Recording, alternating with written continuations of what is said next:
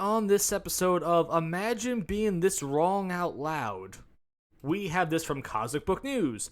Bruce Timm gender swap Penguin because Batman lacks good villains. Now, if you're wondering who the hell Bruce Timm is, because maybe, you know what, let's give Bruce Timm the benefit of the doubt here. Let's pretend Bruce Timm just woke up from a 30-year coma right now. He has no idea who Batman is. You know what? Let's give this guy the benefit of a doubt. So let's really quickly look at Bruce Timm's IMDb page. Batman the Animated Series. That was him. Bruce Timm, from what I'm looking at here, wrote Batman the Animated Series. Bruce Timm also wrote a lot of DC stuff. Superman, the Animated Series, Batman Beyond the movie, The New Adventures of Batman, Batman Beyond the video game, Batman Beyond Return of the Joker, Batman Beyond the TV series, Justice League the TV series, Justice League Unlimited, Superman Doomsday. Do I need to go on here? If it's an animated feature, imagine Bruce Timm had something to do with it. And this guy here is telling the world that Batman, the reason why they gender swapped Penguin in the new absolutely hysterically bad show, Batman the Caped Crusader, is because Batman lacks good villains. Here's a little interview of Bruce Timm and James Tucker at the Emmys of why they made this hysterically terrible swap.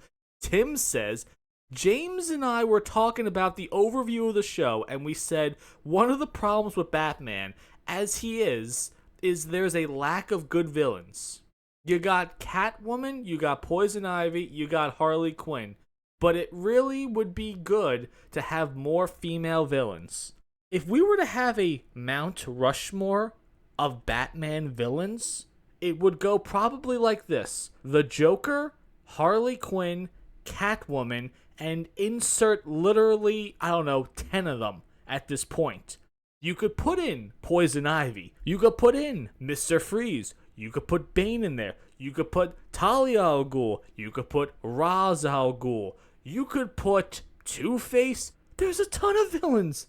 Red Hood, the list goes on and on and on. So, I guess technically yes, if you Batman villains female, I guess there really aren't a huge, massive list, right? Like I said here, if you Google Batman villains female, it has Poison Ivy, Catwoman, Talia al Ghul, Harley Quinn. Those four right there are enough to carry a franchise. Then we have a bunch of them that I realistically can't say that I know all these Batman villains, but not too far down the list, you have Phantasm. You know, Mask of the Phantasm, arguably the best animated DC Batman movie out there. One of the best villains ever? Oh! So it just so happens that, you don't have a massive list. You're right. But 5 out of this list are everything you need to carry a franchise. You could build a entire Batman show around these villains. And it's somehow Bruce Timm doesn't know that? That you had to gender swap Penguin? Here's Tucker's part of that interview.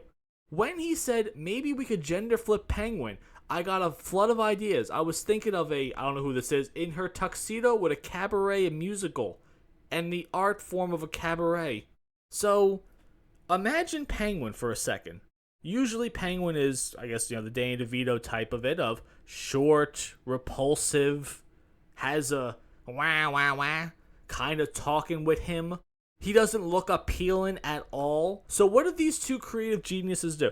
Let's decide to make Penguin, this short, fat, ugly guy, into this essentially Lady Demetrez with a big nose. You got this elegant cabaret singer with massive boobs and a somewhat hourglass figure, as she's the best singer out there, where all these people are taking speedboats to the Iceberg Lounge yacht in the middle of Gotham Bay to go see this woman sing.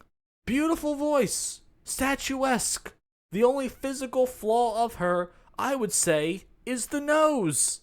That's the only thing. Oh, they got the nose and the little monocle and the hat. That's all they needed to go on by to say, yes, this is Penguin. They have no idea what they're doing. This show, it's not even worth watching. There's nothing positive about the show at all. And somehow it says it's getting greenlit for a second season. That doesn't really mean much with Amazon these days. I mean, they greenlit Rings of Power.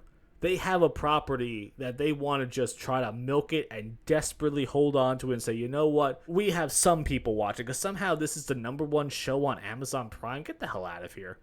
I don't believe you for a single solitary second.